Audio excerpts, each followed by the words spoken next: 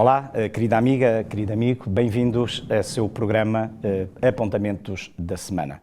Estamos de novo juntos na sua companhia e aqui estamos com prazer, com alegria, para partilhar consigo mais um assunto, mais um tópico que de certeza irá, esperamos nós, ao encontro efetivamente das suas necessidades espirituais e que ele o ajude a si e, portanto, a tomar um compromisso com Deus, com o seu caminho, com a sua verdade e, por que não, assim obter uma nova vida, portanto, em Cristo Jesus.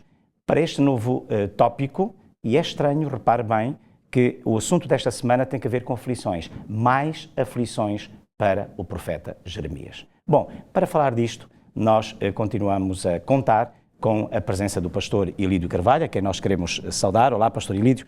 Este título é um título realmente, como foi o da semana passada, voltamos aqui, mais aflições para o profeta, portanto, Jeremias.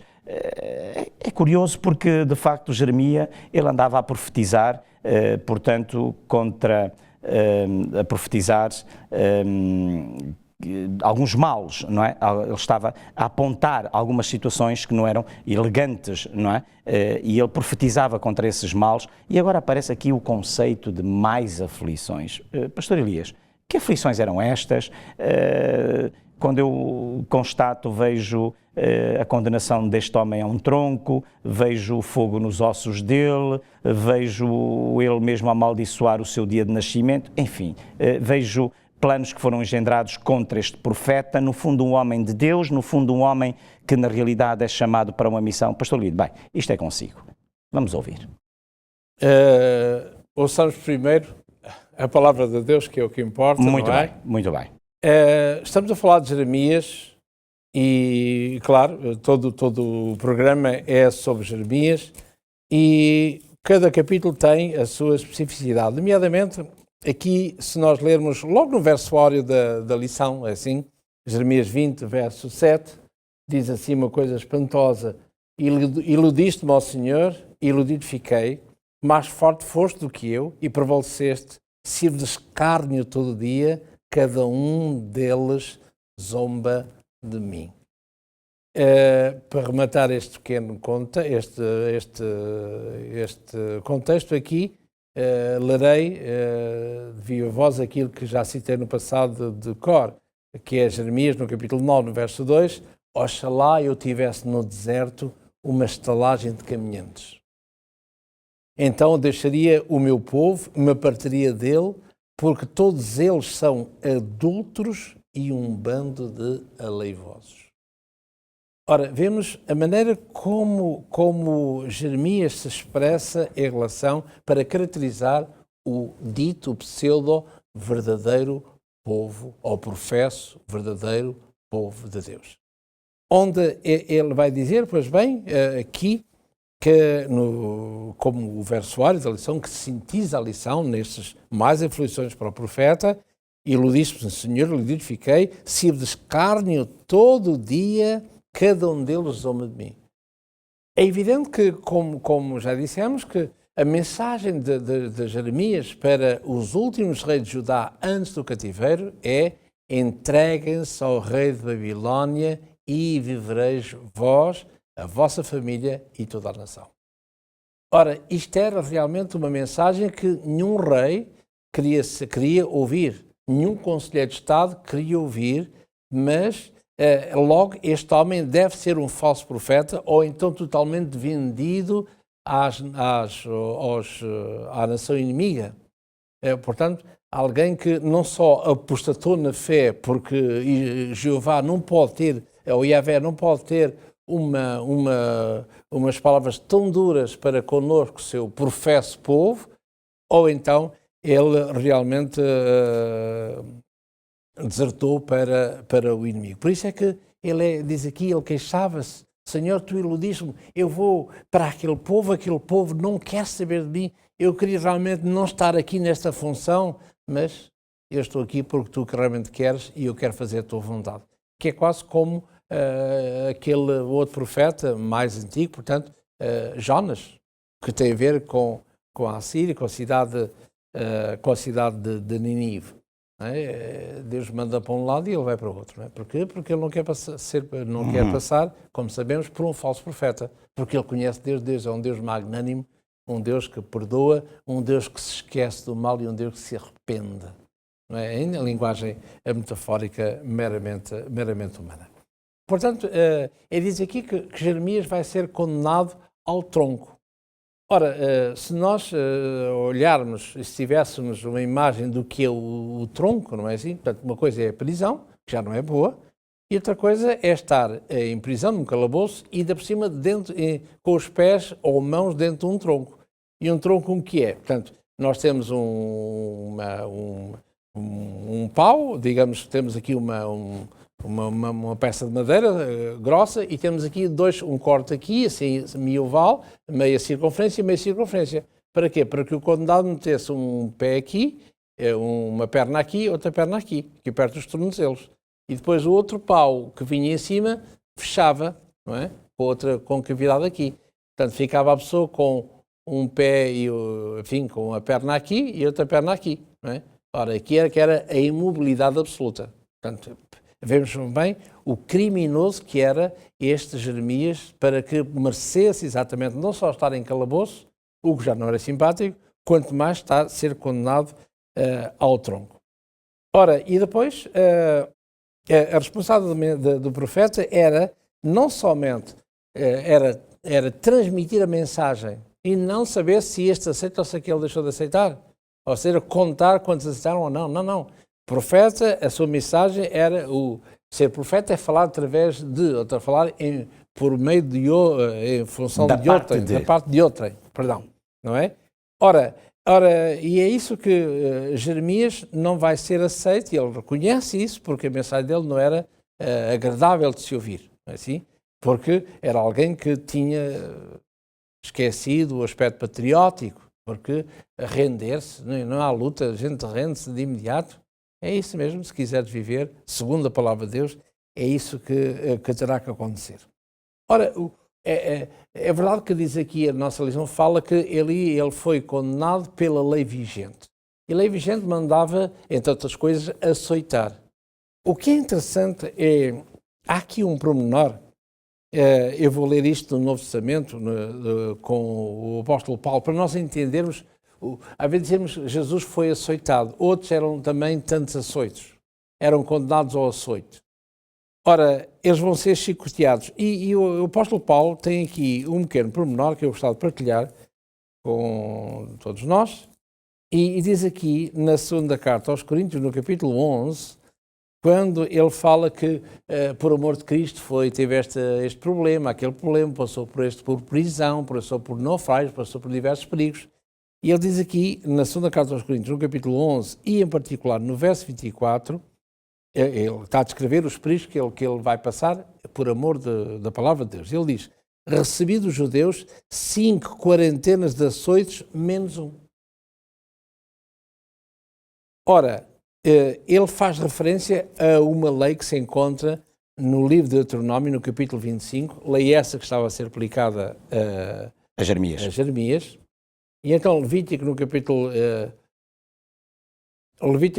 25 fala assim, diz assim acerca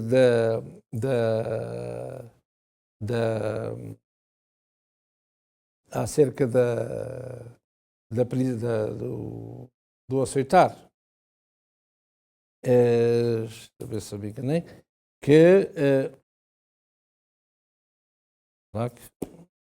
Lá que me enganei aqui. Vou lá para a minha parte. Não tem problema. Estamos à vontade Espera um bocadinho só para encontrar a citação ali, que eu não sei de cor. Perdão, não é Levítico, mas sim Deuteronômio, peço desculpa. Exatamente.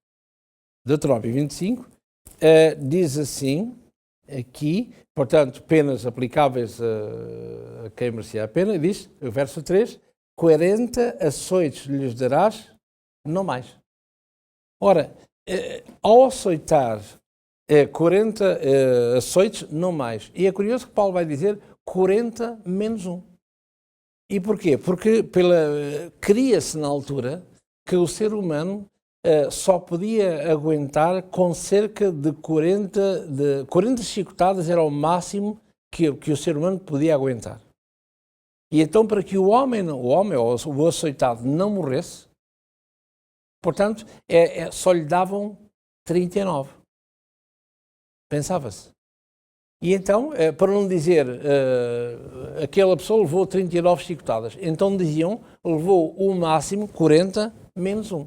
Portanto, era a nomenclatura que se usava. Não. Porque é que não levou 40, será condenado a 39 chicotadas, ponto final. Mas não. Na altura era dito 40 menos 1. Uhum. Para que nós entendamos esta expressão, quando nós lemos, sabemos o que é que está em causa, não é?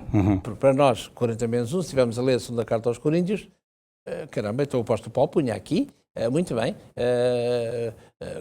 39 chicotadas, não é? Mas não, significava que o ser humano só aguentava para viver cerca de 40 chicotadas o máximo.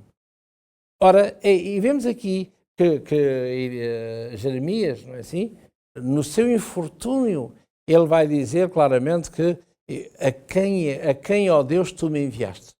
Escolher um povo que não aprende de modo nenhum com o passado. E é por isso que ele por um lado, entende que porque é que este povo não me entende? Porque é que este povo é difícil? É um povo, da linguagem bíblica, de dura cerviz, um povo teimoso. O que é que se passa ali? Será que esse povo também não compreende? Por isso é que é dito lá que a mensagem de Deus em relação a Isaías, a Jeremias, era como um fogo para os seus ossos. E porquê? Porque realmente era premente aquela mensagem. Como a visão, dissemos no início, uma das visões de Jeremias... E que ele que não a podia deixar de apresentar, de transmitir, não é? A tal panela a ferver. Sim. Não é? Porque essa panela a ferver mostrava a iminência do perigo de Judá em relação à grande potência que nascendo na época, que era Babilónia.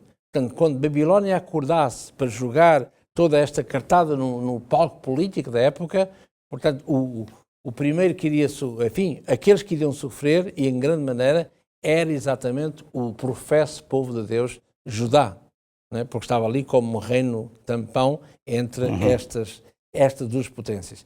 E é por isso que quando nós olhamos nas diversas expressões do profeta Jeremias, quando ele diz, e vimos em Jeremias 20, verso 7, ele diz-me, Senhor, e todos gozam comigo porque não dão crédito à minha pregação.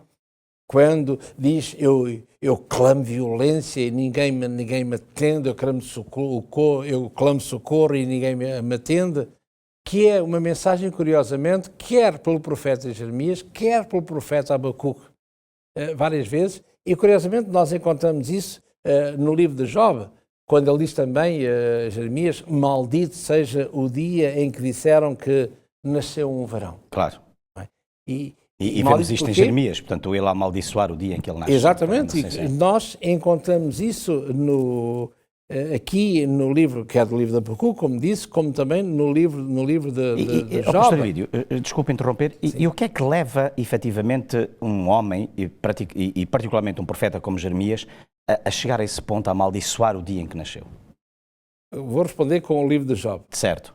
Capítulo 3, verso 1. Parece o dia em que nasci, a noite em que foi dito, foi concebido um homem. Porquê é que, verso 11, porque é que eu não morri desde a madre? E quando saí do ventre não expirei? Porque me receberam dos joelhos os peitos em que me amaste?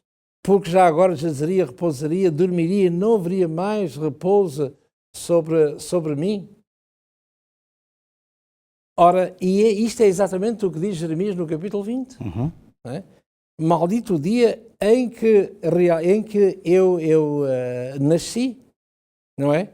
Ora, e se nós vemos este desalento todo, quer em Job, antes, quer em Jeremias, portanto, mostra claramente que ou o povo estava totalmente abstrato, totalmente abandonou Deus, a fonte da vida, a fonte de todo o poder, não é? Ou realmente a sua mensagem não era válida. Portanto, uma mensagem mentirosa. E o tempo longo, relativamente longo, veio mostrar claramente que aquilo que o profeta disse era a verdadeira mensagem de Deus. Deus que vê o fim desde o princípio. Aquele Deus que vai dar essa profecia, dizer hoje que acontecerá isto.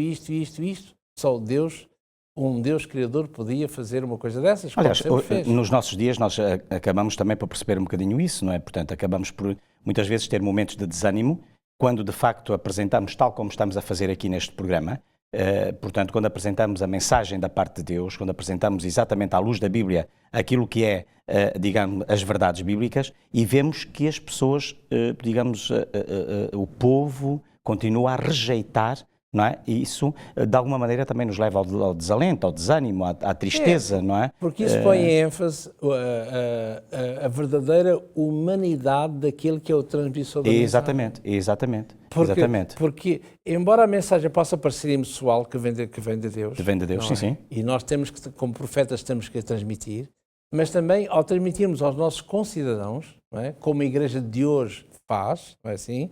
Portanto, a pessoa sofre, lamenta-se e sofre e diz mal da sua vida, porque é que aquilo que é tão claro nos dias de hoje, se há isto, se há uma desgraça que vem a seguir porque nós fomos incorretos para com Deus, viramos as costas de Deus, portanto, se é uma coisa que é tão clara e salta aos nossos olhos, eles não conseguem ver.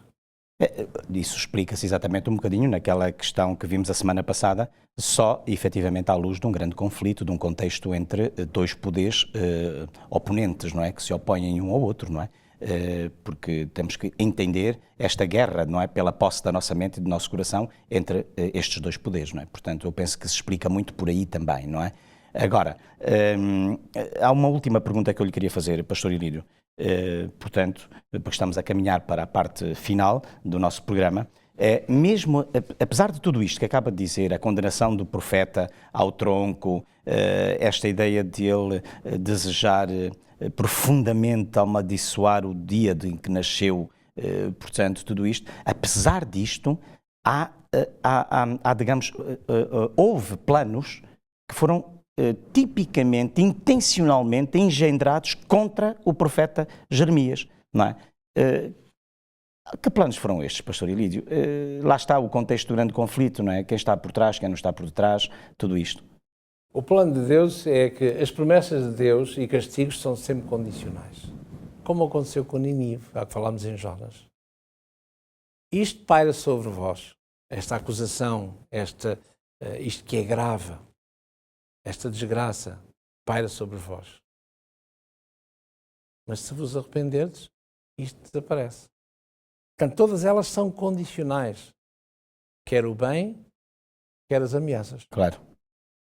Porque depende não de Deus, não é Deus que muda, isso é a teologia pagã, Deus é que tem que mudar, Deus é que tem que ser propício ao adorador, mas aos olhos de Deus, não. Filho meu, dá-me o teu coração. Nós é que temos que mudar. Eu sou sempre o mesmo. Exatamente. Eu não mudo em Deus, como diz Malaquias e não só, em Deus não há mudança nem sombra de variação. Portanto, somos nós, pecadores, que temos que mudar. Ora, e o papel do profeta, uma vez mais, é um papel ingrato. Porquê? Porque é que existe o profeta? Porque se tudo corresse bem, não havia necessidade do profeta. Exatamente. Então o profeta existe exatamente para chamar a atenção, para corrigir aquilo que está mal, que é o caso da Igreja de hoje, desde sempre da Igreja de hoje. Deus tem uma mensagem de dizer, filho, dá-me o teu coração. Filho, olha que está diante de ti esta e aquela situação. Olha que está diante de ti a minha vinda. Não é isso que o credo diz? Crê em Deus Pai Todo-Poderoso, crê que Jesus se encontra à direita de Deus Pai e agora de onde há de vir julgar os vivos e os mortos? Portanto, se há uma segunda vinda de Jesus, ele está a demonstrar, e corretamente, que nós temos que nos preparar para aquilo que há de vir. E a nossa preparação passa pela entrega do nosso coração. Ora, e passa por um profeta, que neste caso, como diz o autor da Carta aos Hebreus, no capítulo 1, verso 1, antigamente Deus falou ao seu povo através dos profetas. Mas hoje, nos últimos dias, fala-nos através do Filho. Filho o quê? Feito o livro, que é a palavra de Deus. Ora, se nós não lemos a palavra de Deus, se somos cristãos meramente nominais, como diz Joel, filho meu, dá-me o teu coração, rasga o teu coração, mas não os teus vestidos. Ora, nós não temos que apresentar a Deus uma religiosidade necessariamente exterior, não é? Para inglês ver, não é? Queremos uma religião. Deus quer que nós sintamos o que estamos a viver. Muito bem. Quer que nós digamos, Senhor Deus, Tu és o nosso Criador e nós dependemos de Ti. Ou seja, Tu és o oleiro e nós somos o barro. E eu vou pegar exatamente nessa imagem do oleiro e do barro para dizer aos nossos queridos amigos que para a semana, efetivamente, nós iremos tratar de questões ainda dentro do livro do profeta Jeremias, questões como estas, efetivamente, portanto, a questão de lições espirituais que Jeremias teve que aprender quando ele observava, efetivamente, o trabalho de um determinado oleiro. Vamos ver exatamente, digamos, o significado simbólico da quebra desse pote que estava nas mãos do oleiro. Enfim, para a semana temos um tema extraordinariamente bonito e lindo. E eu penso que a minha amiga e o meu amigo não poderá, obviamente, faltar, enfim, a este nosso encontro. Queremos agradecer a sua companhia, a sua preferência e, desde já, desejar que verdadeiramente Deus possa derramar sobre si as suas mais ricas bênçãos. E não se esqueça, o que Deus pede é o seu coração, é o meu coração. Bem-haja e até para a semana, se Deus quiser.